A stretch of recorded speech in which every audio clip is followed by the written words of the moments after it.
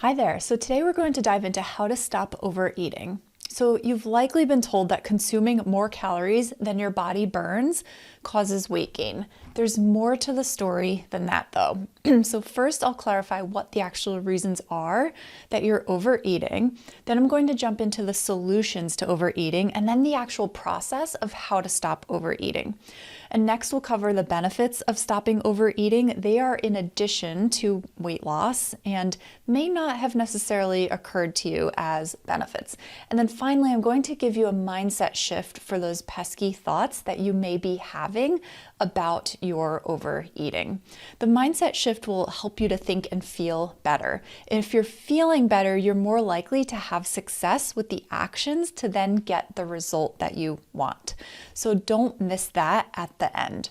By the way, I'm Kate Johnston. I'm an eating habit and weight loss coach. I help career women break bad eating habits and lose weight simply. I come out with a new episode every week, so just hit the subscribe button and then the notification bell so that you are notified when a new video comes out. Okay, so it's very common to think that the problem with overeating is you in particular, that there's something wrong with you, that you can't control yourself, and that means something negative about you as a person. This is actually false. So the real problem when it comes to overeating comes down to a few things. Two big ones are overhunger and overdesire. Two other ones are mindless eating and then our thoughts. All right, so let's touch on overhunger first. So normally your brain signals to you that it may be time to eat by giving you those hunger signals, right? So for me, I get almost like a uncomfortable, like nauseous feeling, some stomach growling, that emptiness feeling, right? So for everyone, they might be a little bit different. And part of this is due to the hormone ghrelin. Actually, a large part of this is due to the hormone ghrelin. So after you've eaten, your brain then tells you that it no longer needs food. And so ghrelin decreases and leptin increases. So leptin is kind of the opposite of ghrelin. It's the fullness hormone or the satiety hormone. So it basically lets you know that you've had enough to eat. When hunger goes unanswered, meaning when you don't respond to the hunger by eating, sometimes it can build and become overhunger. Then it feels really urgent and very uncomfortable. This can lead to overeating because we think we need to eat as quickly and as much as possible. This is a normal human reaction, right? And you might feel like you've gotten that hanger feeling or gotten hangry. A lot of times this is when you're sort of going into that overhunger zone. There are also other things that can cause overhunger, or a feeling of overhunger, I should say, but you're not truly overly hungry. A large one is processed and packaged foods.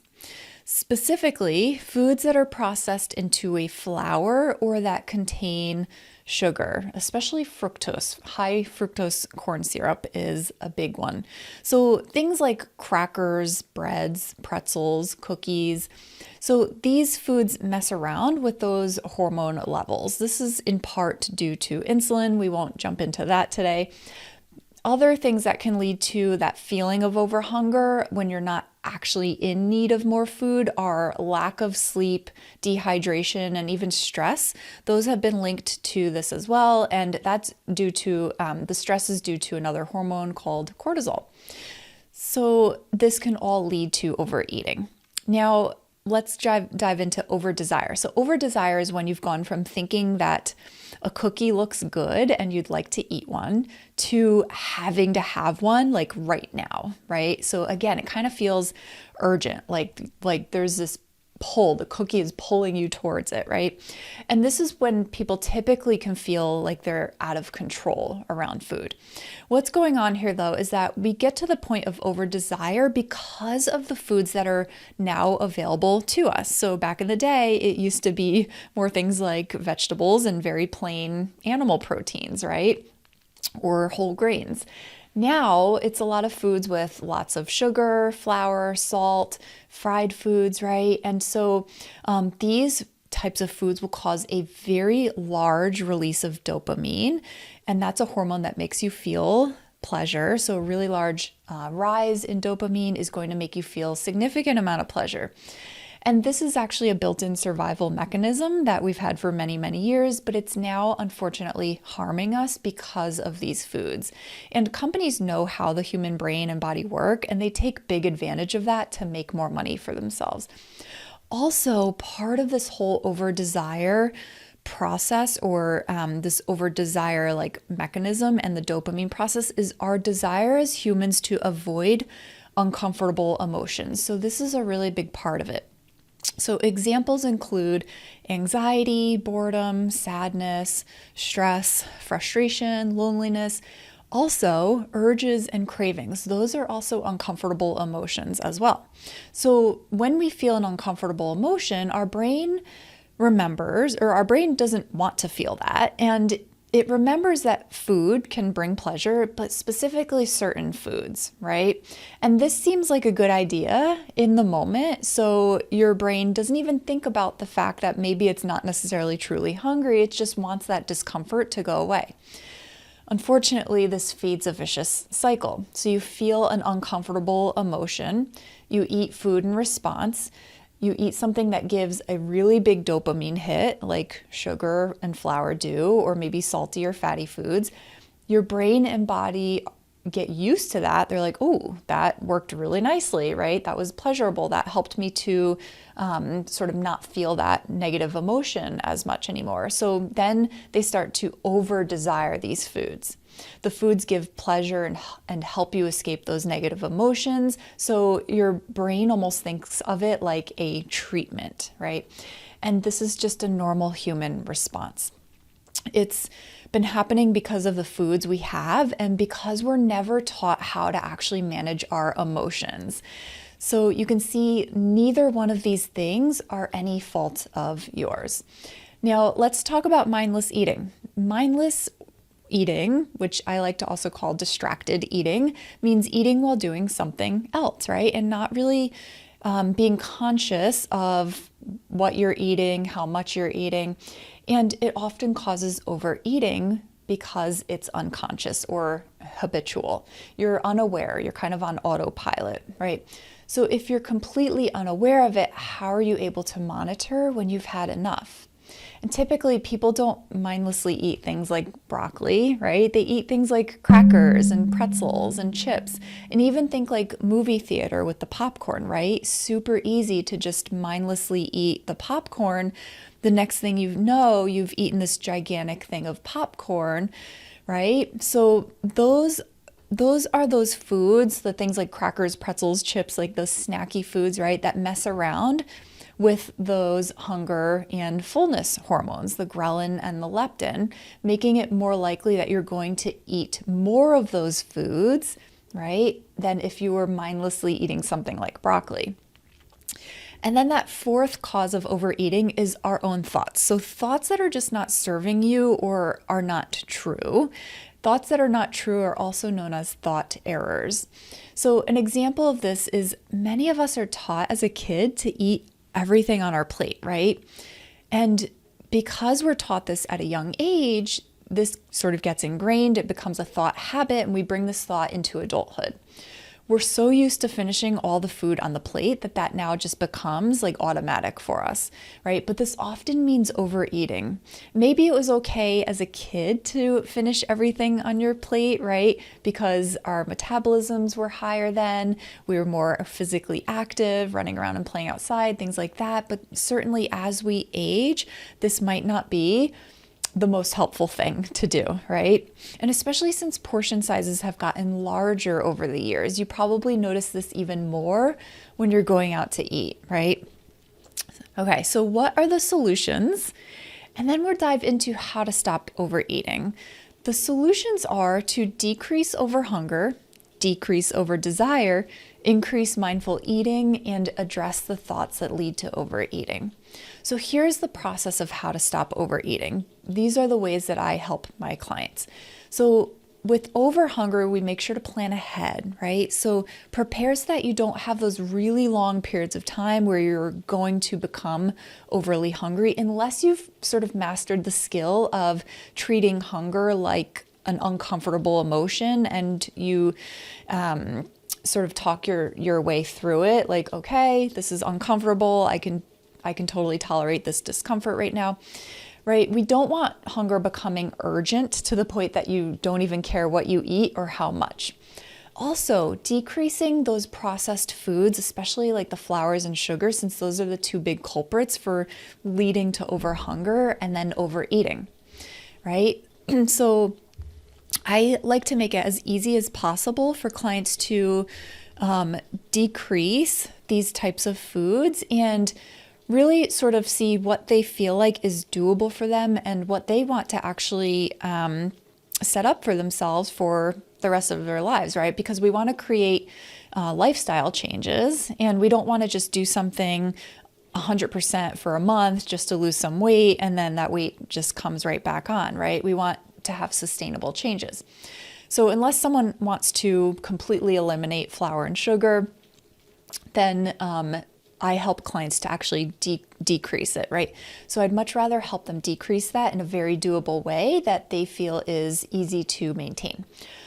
Also, increasing hydration, making sure you're getting adequate sleep and have good sleep habits, and decreasing stress. Those can all help to prevent that feeling of overhunger due to the mismatch or the imbalance of the ghrelin and the leptin when you're dehydrated, when you have had a poor night's sleep, and when you're in a really high stress state. So here's how to address the over desire part of it. So decreasing those processed foods, certainly, those ones with the flour and sugar, absolutely helps. It lessens that big drastic spike in dopamine, and then therefore it lessens the desire, right? So we start going from over desire to more of like a normal level of desire.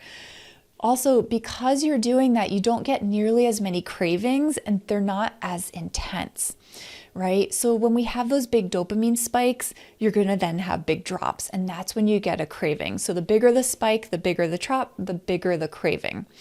And the more sugar and flour you eat, of course, the more intense everything is going to be, the more frequent everything is going to be. And that is when you have those cravings that then, because that's uncomfortable, you're going to want to act on that discomfort and eat something in response, right? So that just leads to overeating as well. You're going to need to learn to be more comfortable with those other emotions. So remember how I said how we typically end up overeating because of not wanting to experience those uncomfortable emotions. We want to avoid them, right? Or that's just like the normal human desire to actually avoid those uncomfortable emotions. Well, guess what? Those uncomfortable emotions are going to come up in life. Life is not all positive emotions. We can't get rid of the negative emotions or the uncomfortable emotions, but we can make them feel a lot more tolerable when we can actually just feel those emotions and not think they're terrible and horrible and not feel like we have to make them go away with food, right? So there's skills that I actually teach my clients to help with this. And when you're overeating to avoid these negative emotions, you're teaching your body how to not feel emotions, which is, essentially, and that's not good, right? This may mean that you're not feeling those positive emotions very much anymore either. So learning to feel your emotions, including urges and cravings, helps you get through any negative emotion. It breaks the link between feeling the bad feeling and the urge to escape it with food. It also helps you feel positive emotions better. So once you're able to process your emotions, which includes the desire or urge to eat the cupcake or the chips, that over desire decreases. So cool. Another tool or skill to help you stop overeating is to decrease that mindless eating by making a habit of eating more mindfully, right? So no distractions and actually paying attention to what you're eating and also how much you're eating. So this is mindful eating, and then I sort of combine intuitive eating into that as well. I take like the parts of it that that fit into my coaching philosophy and that I see work for clients and combine the two. And that really works nicely as far as getting you back into more of a healthy, eating relationship as far as eating when you're hungry and not eating due to other things, and actually being aware of when you are no longer hungry. And finally, your thoughts will help you stop overeating as well, right? So finding those obvious thoughts, but also the sneaky thoughts that you may not even realize are causing you to overeat. So I call that cleaning out the closet, right? Like pulling out some of these thoughts that are having this negative trickle-down effect on your results or your behaviors, right? And a lot of times these thoughts have something to do with things that we learned in childhood and also around other people and what we think other people might think or feel if we turn down something they're offering to us, right? Or if we're out socially and everyone else is, eating and having lots of fun, eating lots of appetizers and drinks and desserts and all the things, right? And you sort of feel like you need to do that to fit in. Otherwise, they might think this about you. They might think that. You might not have as much fun. So all different thoughts like that can actually lead to overeating. And many times we think that these thoughts that we're having are the truth, and they're not. Or if we're not even aware of certain thoughts causing overeating, it's really eye-opening when we can pull some of these thoughts to the surface, when we can kind of clean out the closet, right? And then there's lots of different things that you can do with those thoughts. Besides the more obvious benefits of stopping overeating, like feeling more in control and having healthier eating habits, weight management, there are lots of others. So I just want to run through those because it's really helpful knowing the benefits, because these are kind of like rewards for your brain, rewards for your efforts, right? So if you know all the different benefits, then you're going to be more likely to actually do the actions that will help to create the result and get you those benefits and rewards. So you normalize the whole hunger fullness cycle by normalizing those hormones or rebalancing them, however you want to call it. So then it's much easier to lose weight and maintain it so that you don't regain it. You have a healthier relationship with food, with eating, and that feels much more balanced. Also, dopamine decreases to more normal levels because you're not eating as many foods that have such a drastic effect on dopamine. Now, some people might think, well, I want to get a big pleasure from food. But when you think about that, do you really? Are those negative effects that you're experiencing from that really worth it? I'm guessing the answer is probably no. Also, since you're no longer getting all your pleasure from food, other parts of your life start feeling better, more enjoyable. Think about it. If you get these really big spikes in dopamine from eating like sugar or breads or chips, things like that, the other things in your life that give less of a spike, because everything else is going to be more like normal spikes in dopamine, those things start feeling like insignificant compared to the spike that you get from, say, the sugar, right? So now we take away those really massive spikes in dopamine, and what ends up happening is the other things in your life you start that normally give those normal amounts of dopamine, the normal amounts of pleasure, right? Those things start becoming more obvious again. You start noticing the pleasure from those again more so, right?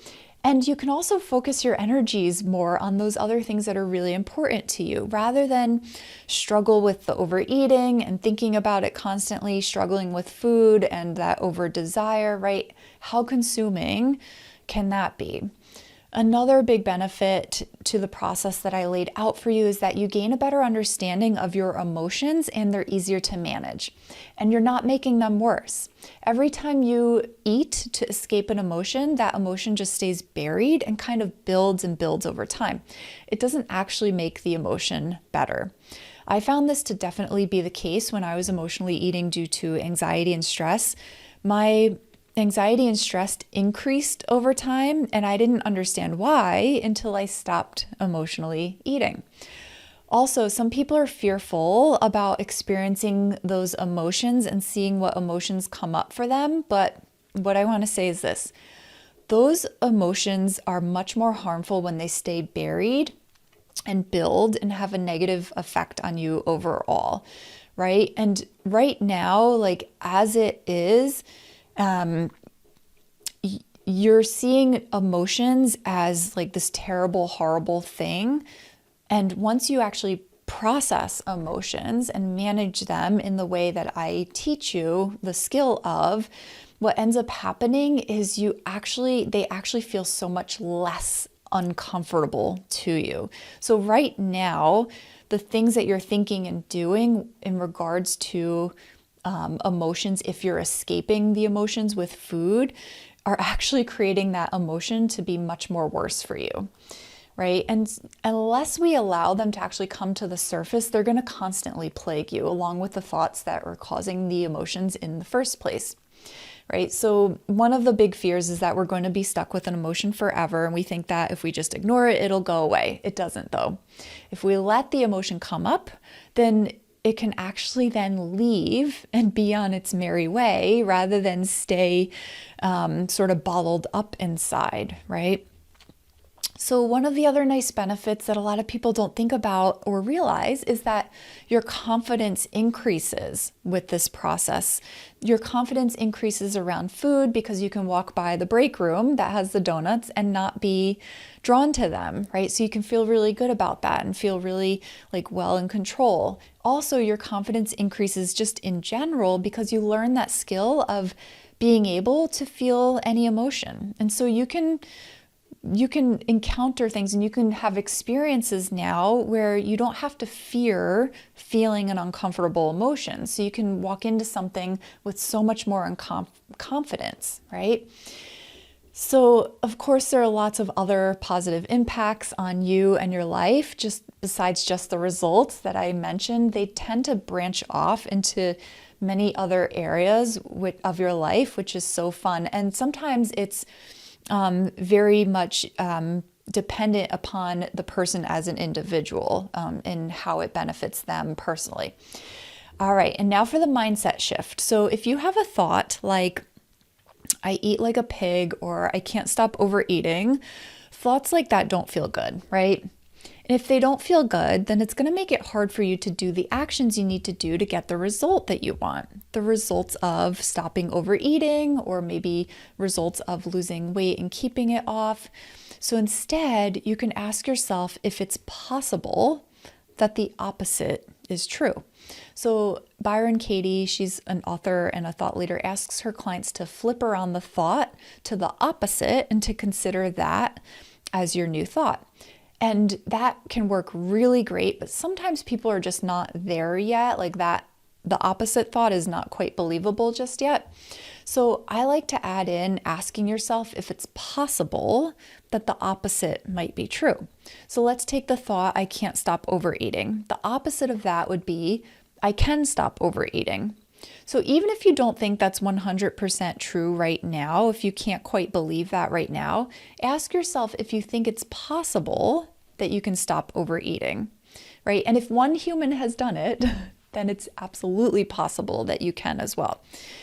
So if yes, then your new thought could be, it's possible I can stop overeating.